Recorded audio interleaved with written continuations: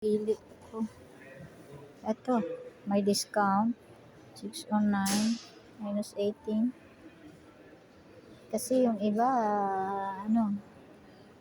mataas. Ito naman, ang tawag nito, ganun din ang price nila. Pero hindi siya offer.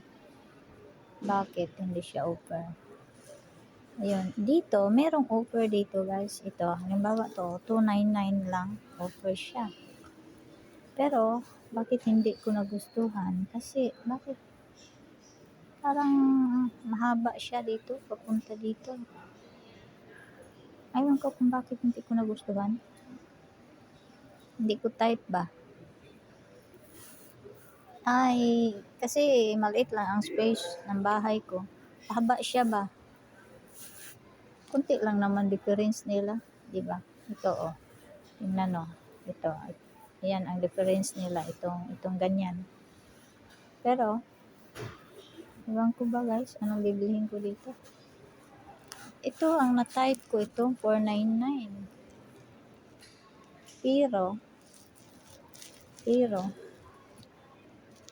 malapad siya. Malapad. Dito ba? Malapad.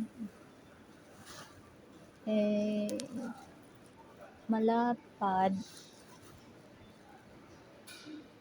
Wala. Kasi gusto kong bibili ng isang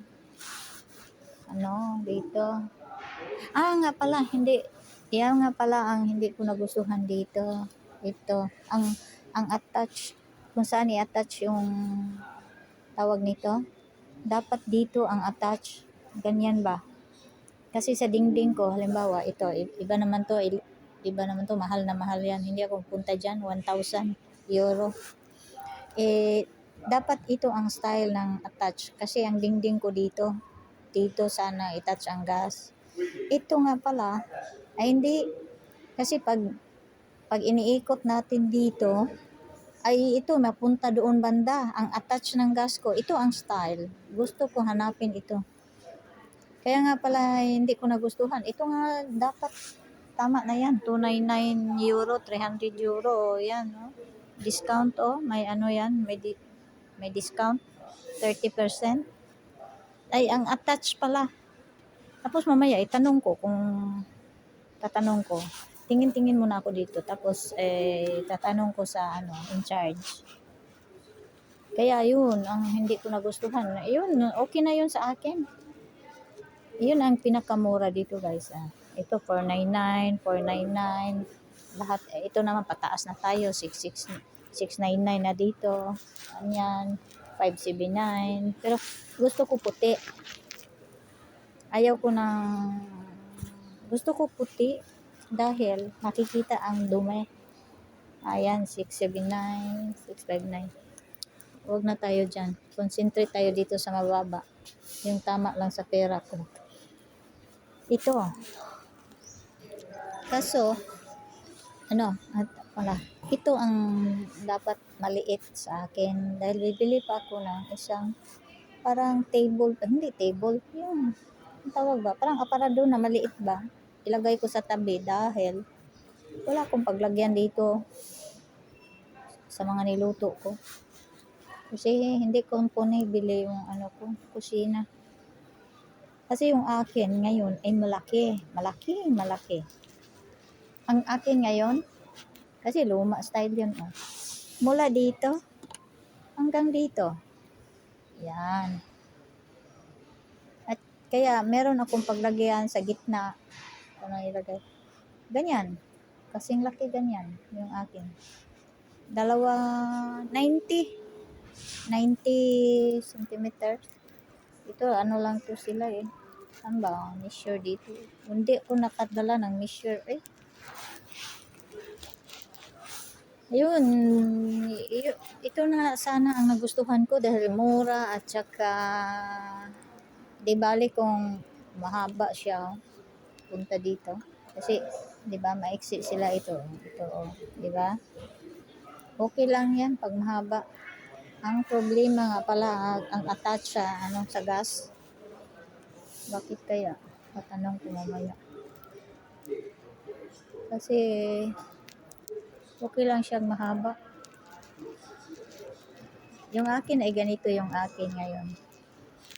Ganito, hanggang dito, malaki siya. Dalawang stove, sabihin natin, dalawang ganito siya. Yun. Tatanong ko, tatawagin ko yung ano. Tatawag ako kung baka meron silang attach na doon sa kabila, hindi dito. Kasi pag ito ang attach na okay sa akin. Bahay. Kung saan ito 949. Ito. Ganito kalaki yung akin, guys. Ay, mas malaki pa. Dali. Kasi noong araw. Mas malaki pa dito, guys, yung akin. Kasi may space. Apat lang ang tawag to, stove ba? Pero may space siya sa gitna. Mas malaki pa dito. 90 yun eh. Ilan ba? Saan ba nakasulat dito? Basahin natin ang ano niya. Dali measurement ba?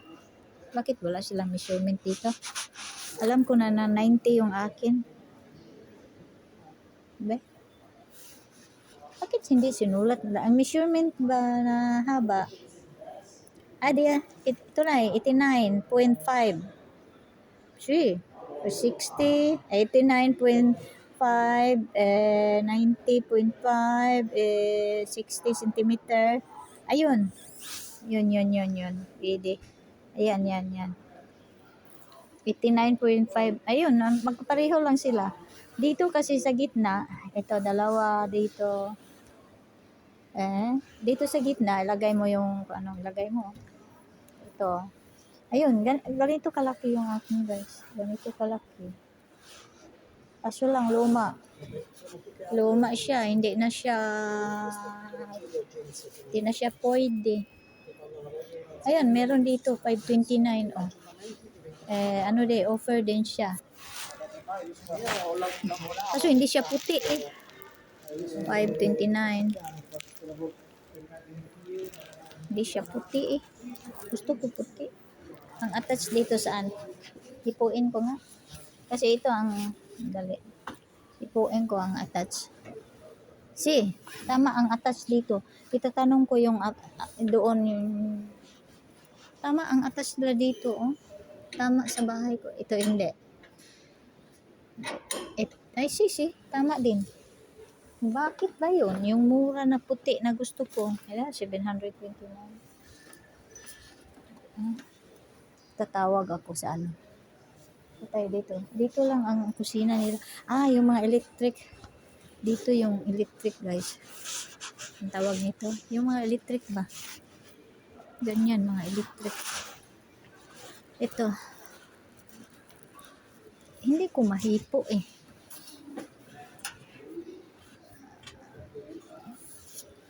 Bakit ba yung attach nila ay baka siguro nila baka dalawa ang attach nila. Ito ito mura. Pero baka naman bakit mura?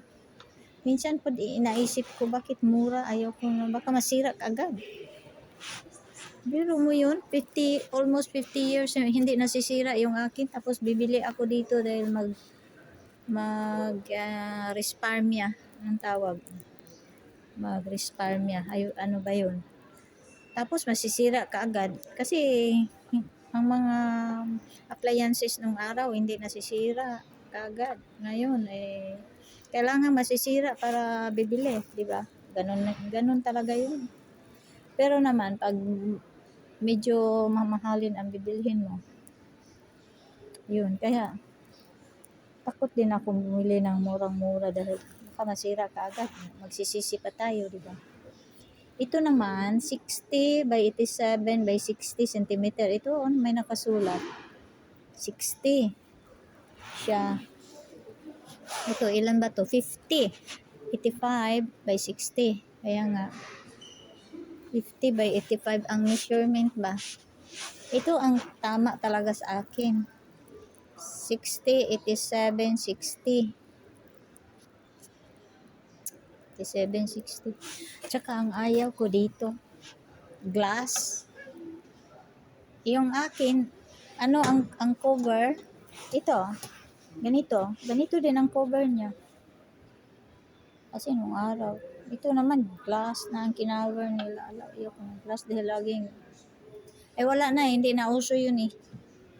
Glass na mga cover nila dahil tawag nito. Yun na nga, uso ngayon. Yun na nga, uso ngayon. Itong glass naman, lagi mong linisin. Sus ko. Nililinis ko rin yun.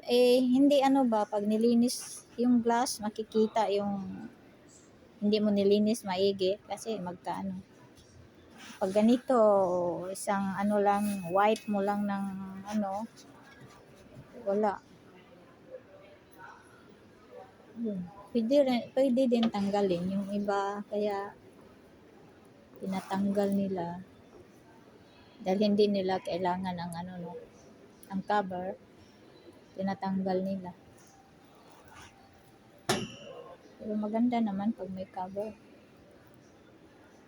Ang problema, ayan, kailangan i-ano ko 1, 2, 3 and a half lagi. 3 and a half. Ito maiksi ito. Ganito, 1, 2, 3. Medyo maiksi siya. Maiksi. 499. Pareho lang sila. Kaso hindi siya upper. Puti din naman siya. Tingnan niyo. Puti din siya. 499. Puti din. Made in Italy. Ayun. Gleam. Ano ba? Paano ba? Uy, hanggang dito na lang guys. Haba naman nitong ano ko. Thanks for watching guys. Thanks for your support. Bye bye.